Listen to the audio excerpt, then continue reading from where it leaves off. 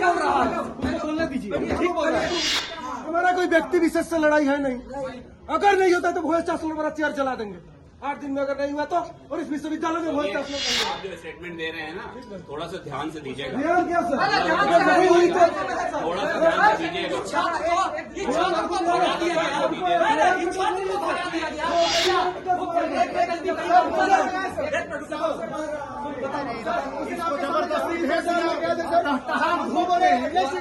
बच्चा गिर गया कि आप 8 दिन का समय ले रहे हैं, हम लोग समय, अरे आप ही हम लोग को समय दे रहे हैं, हम लोग नहीं ले सकते आपके चरण के धूल के बराबर हम नहीं। ठीक है, हमारा ये कहना है सर, 8 दिन टाइम ठीक है, बहुत बढ़िया बात है। फिर उसके बाद अगर वो नहीं होती है तो क्या करेंगे हम? आप ही बताइए। ये क्यों नहीं होगी? पहले क्या नहीं होगी? हम लिख के हम लोग हमारा ये कहना है सर, रुकिए ना, हमारा ये कहना है, अरे रुको ना हमने, हमारा ये कहना है, अरे यार सुने ना, अगर नहीं हुआ अमरेश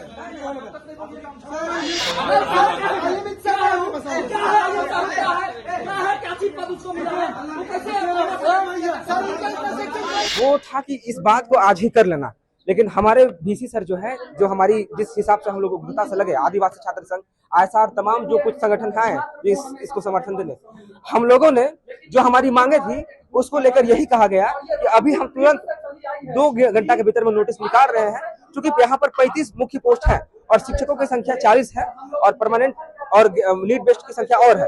तो उसको लेकर हम जो है यथाशीघ्र 1 हफ्ता के भीतर में ये चीजें बना के तुरंत जो है हम ये कर देंगे। और जो टोटल छात्र यहाँ 16,000 हैं, शिक्षक यहाँ टोटल परमानेंट फैकल्टी 40 को है और नीड बेस्ड संख्या 100 से पार है।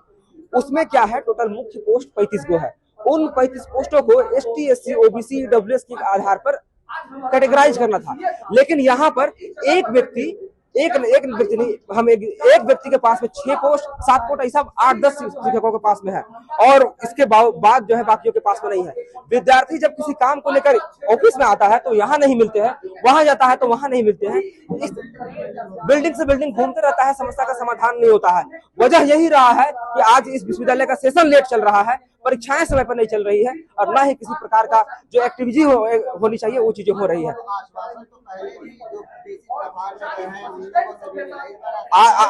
आज हम आश्वासन लेके यहाँ से नहीं जाएंगे। आश्वासन लेने के लिए यहाँ VC बहुत बड़का नेता बनने के लिए आते हैं। आश्वासन नहीं, आज हमको लिखित तौर पर देंगे कि ये काम हम कर रहे हैं, नहीं तो हम लोग इस विश्वविद्यालय को छोड़ेंगे नहीं। अभी 2 घंटा के भीतर में वो लिखित तौर पे दे रहे हैं, बिना लिखित का हम लोग मानने वाले नहीं है। लिखित देगा, हम लोग मीडिया के सामने इसको प्रकट करेंगे, रखेंगे। दैनिक भास्कर में, और इसमें हमारे वर्तमान के राज्यपाल महोदय ये कहते हैं कि हर विश्वविद्यालय में एक आदमी को 1 पद मिलेगा, लेकिन डॉक्टर श्यामा प्रसाद मुखर्जी विश्वविद्यालय ही एक ऐसा विश्वविद्यालय है जहाँ पर 35 कुल प्रमुख पद है और 40 जो है असिस्टेंट प्रोफेसर जो JPSC के द्वारा नियुक्त होकर के आए हैं, लेकिन उनमें से मात्र कुछ ही ऐसे शिक्षक हैं जिन्हें जो है 5-5, 10-10 पद दिया जा रहा है। यहाँ पर इस प्रकार की स्थिति बनी हुई है कि बाबा साहेब अंबेडकर के द्वारा बनाए हुए संविधान को भी पालन नहीं किया जा रहा है, जहां अनुच्छेद 16 बोलता है कि सरकारी समितियों में सबको एक समान अधिकार प्रदान किया जाएगा। इस जगह पर एक कॉन्ट्रेक्चुअल फैकल्टी इंद्रनाथ साहू को 10 विभाग, 6 विभाग और 10 विभाग का हेड बना दिया जाता है, और वही कॉन्ट्रेक्चुअल फैकल्टी को जो उसी एलिजिबिलिटी से पास होकर के आते हैं, सेम क्वालिफिकेशन से पास होकर के आते हैं, और उन्हें जो है एक भी पद नहीं दिया जा रहा है। क्या ये कहीं तक उचित है? क्या हमारे देश में ये समानता का अधिकार हमसे छीना जा रहा है? हमारे शिक्षकों से छीना जा रहा है? क्या छात्रों को यही पालन करने के लिए सिखाया जा रहा है कि हम संविधान को कैसे पालन करें?